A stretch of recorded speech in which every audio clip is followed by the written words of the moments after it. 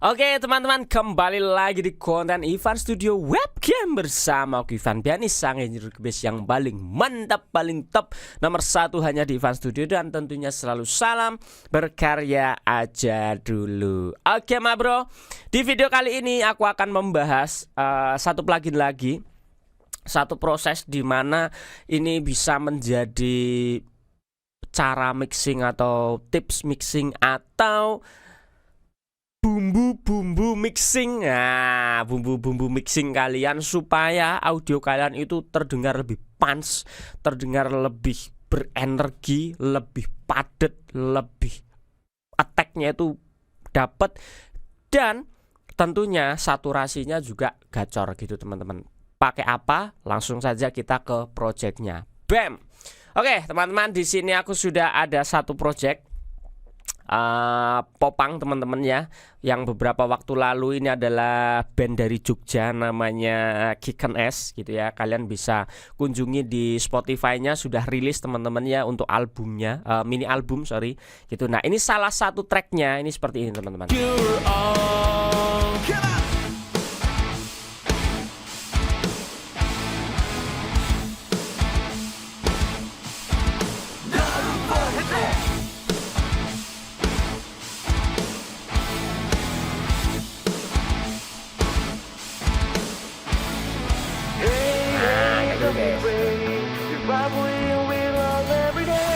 Oke, kita akan berfokus kepada drum dulu di sini teman-teman. Nih.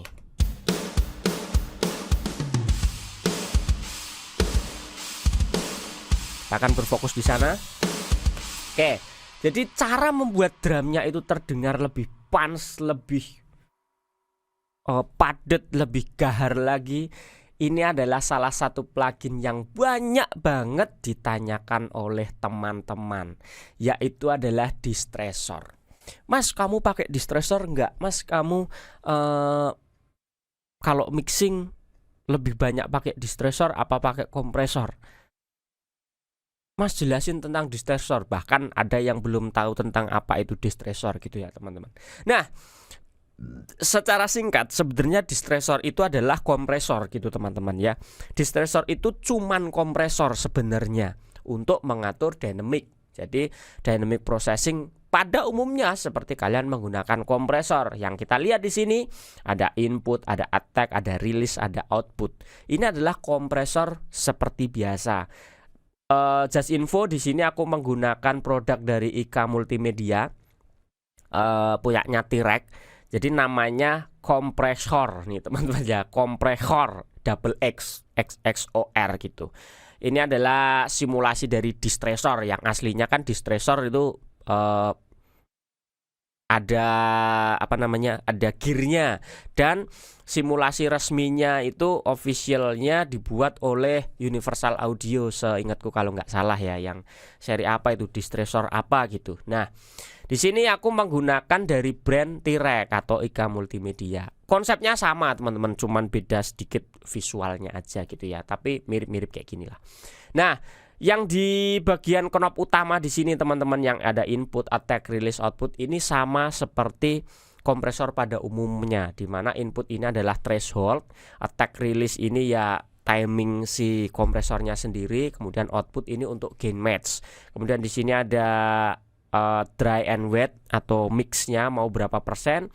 Kemudian di atas ini ada rasio ya, seperti kompresor 2:1, 4:1, 6:1.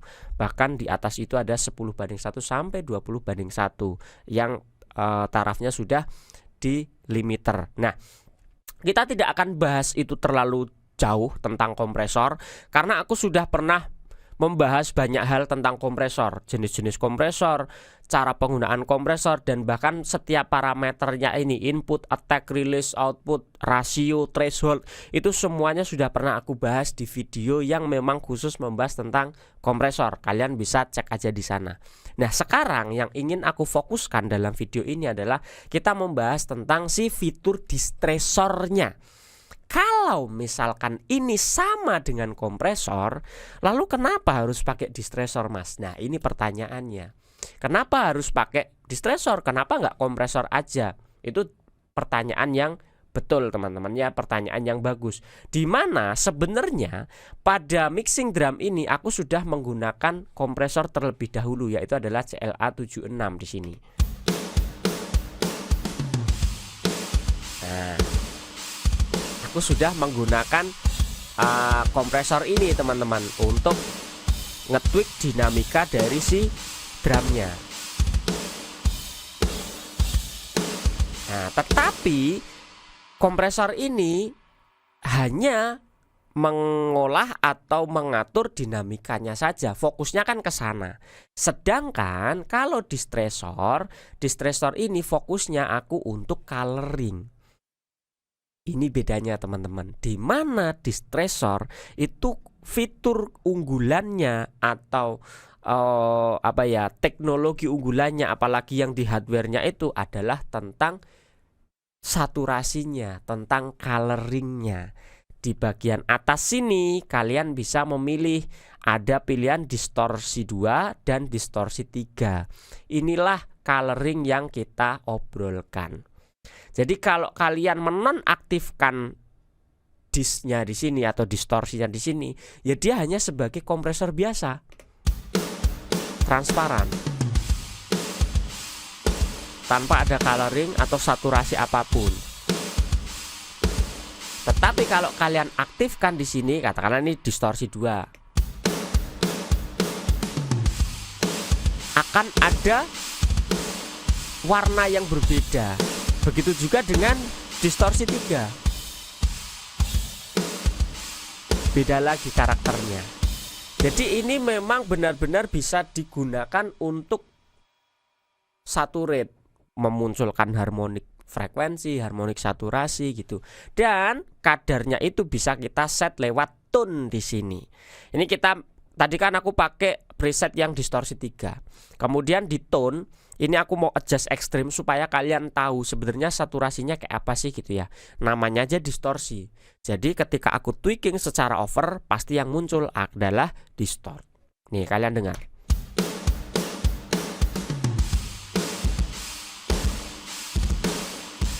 Semakin distort kan.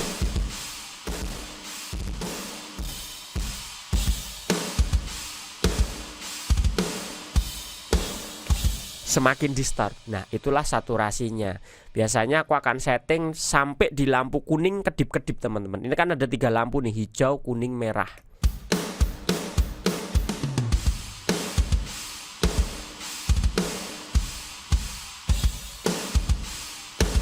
Nah, biasanya aku akan set seperti ini. Tapi tergantung ya, tergantung karakter yang ingin kalian kejar. Biasanya untuk yang memang aku ingin saturasinya tebel, aku akan set di kuning kedip-kedip sampai sebelum ke merah. Nih. Merah kan di sini nih. Nah, itu kan merah. Kita turunkan dikit sampai merahnya mati. Nah, ini dengan kadar distorsi yang cukup tebel, coloring yang cukup tebel.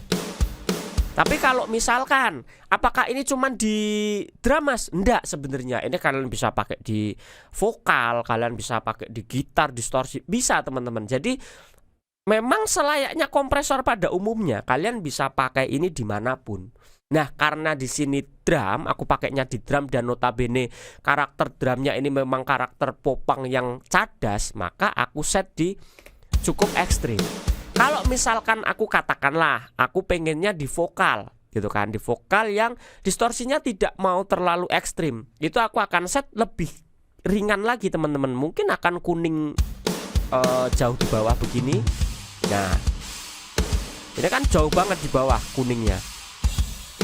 Atau mungkin bahkan bisa cuman sedikit begini, hijau aja, yang penting nyala aja juga bisa. Jadi kadarnya biasanya aku ada dari hijau kedip-kedip. Kemudian kalau mid itu sampai di kuning. Jadi dari hijau ke kuning gitu ya. Tapi kalau mau hard saturate itu dari kuning hampir merah. Nah, sebelum merah begini. Kalau mau bener-bener hard banget, rusak banget, kalian bisa sampai menyentuh merah. Nah, biasanya untuk apa? Apakah kepake nih distort yang bener-bener sampai merah gitu? Bisa kepake. Biasanya untuk aku ngerusak overhead drum. Fokus ke overhead ya. Kalau ini tadi kan di bass drum, di keseluruhan drumnya. Jadi overhead semuanya sudah masuk. Tapi khusus untuk overhead sendiri biasanya akan aku rusak begini. Nah, jadi biar overheadnya distort banget sehingga tambah punch banget dinamikanya, attack-nya tuh dapat banget gitu. Nah, itu bisa untuk musik-musik yang memang cadas kayak gitu, bisa sampai di merah begini. Dan disesuaikan juga dengan presetnya, mau distorsi 2 atau distorsi 3 gitu. Kalian cari aja karakteristiknya.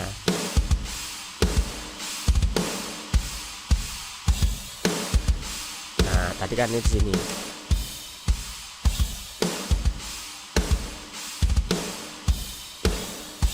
Nah, rasionya cukup tinggi di sini, aku pakai 6:1. Jadi biar agak over compress gitu. Cuman thresholdnya tidak se ekstrim itu. Jadi walaupun rasionya tinggi, tapi thresholdnya biasanya aku akan stop di 3 dB, atau kalau di sini lampu ketiga lah ya, hijau ini. Tuh. Kalau sampai 4 dB, nah ini pumping jadinya. Terlalu apa ya? Ya sudah masuknya over compress. Nah, biasanya aku akan stop di lampu ketiga. Nah, terus attack-nya aku bikin agak lambat ya, sekitar 8 sampai 10 milisecond bahkan gitu ya. Nah, rilisnya aku bikin cukup cepat. Jadi kebalikannya, attack-nya lambat, rilisnya cukup cepat. Nah, bisa kalian lihat di indikator lampunya sini, di gain reduction-nya. Nah, ini kan klip-klipnya cukup cepat. Kalau misalkan aku bikin lambat, nah, maka dia akan otomatis lebih ngekompres lagi. Jadi thresholdnya malah jadi kebanyakan. Nah, makanya aku akan bikin cepat. Maka attack release threshold selalu berhubungan, selalu berkaitan. Ini sudah aku bahas semuanya di video tentang kompresor. Nah, kemudian di knob yang kiri ini teman-teman ya, di sini ada side change-nya. Kalian bisa memilih mulai dari frekuensi berapa yang ingin kalian kompres. Inilah enaknya dari distressor. Kalian bisa memilih frekuensi. Jadi tidak apa ya, si kompresor tidak bekerja di area yang memang tidak kalian inginkan. Contoh, misalkan ini sebagai mix bass atau sebagai gluing gitu ya. Nah, biasanya kan low frekuensi akan lebih nendang, akan lebih transiennya itu kena duluan ke kompresor. Jadi kompresor bekerjanya berdasarkan kehantam low frekuensi, padahal di area atasnya sebenarnya belum kena kompresnya gitu. Nah, makanya kalian bisa side change ini mau mulai dari berapa gitu. Nah, untuk di drum ini aku mulai dari di 90 sampai 100-an biasanya. Nah, karena kalau udah 90 ke bawah, maka tendangan kicknya kan akan jadi ikut. Tuh, otomatis gain reduction-nya naik kan. Padahal kita nggak rubah input attack release, kita nggak rubah loh. Kita cuman rubah frekuensinya. Tuh, yang tadinya gain reduction-nya di 3 dB sekarang bisa sampai 6. Karena apa? Karena tonjokan kicknya lebih kenceng gitu teman-teman. Nah, makanya kompresornya jadi bekerja tidak ideal gitu. Nah, maka aku pilih di frekuensi agak atas, sekitar 90 sampai 100. Nah, jadi nanti kicknya di bagian kick kalian bisa kompres sendiri. Untuk area kick, area 90 ke bawah kalian bisa kompres lagi sendiri dulu secara individual supaya tidak nabrak atau supaya tidak mengganggu kerja si distressor ini. Jadi saturasinya bisa rata teman-teman gitu. Jadi saturasinya bukan karena kehantam low frekuensi udah distort duluan, tapi saturasinya bisa merata sampai di area mid high-nya. Kalau kalian side change-nya mati, otomatis low frekuensinya nendang duluan. Nah, distortnya sudah aktif duluan. Itu teman-teman ya, distortnya sudah kehantam duluan. Maka yang aku bilang tadi, jadinya kerja saturasinya tidak optimal seperti yang kalian inginkan. Nah, sekarang kita in konteks, kita matikan dulu dan on kan nanti ketika sudah bunyi teman-teman ya. Kalian dengarkan perbedaannya.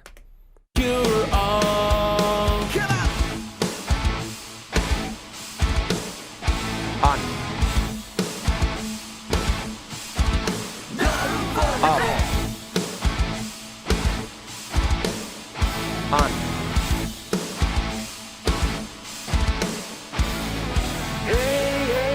Kacau ya teman-teman. Ini off. Nah, ini roll snare. On. Cakep kan?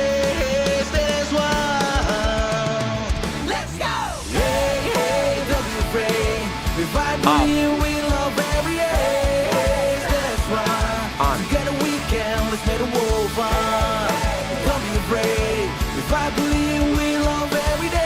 Nah, kayak gitu teman-teman. Jadi videonya sampai di sini aja. Pembahasan tentang distressor ini semoga bisa mencerahkan kalian semua bahwa ada plugin atau alat ajaib yang bisa menyulap mix kalian itu menjadi lebih berkarakter lagi, lebih berwarna lagi, dan tentunya lebih gacor lagi untuk ya, terlebih untuk musik-musik yang cadas seperti ini. Distressor menjadi jawaban yang sangat-sangat yahut.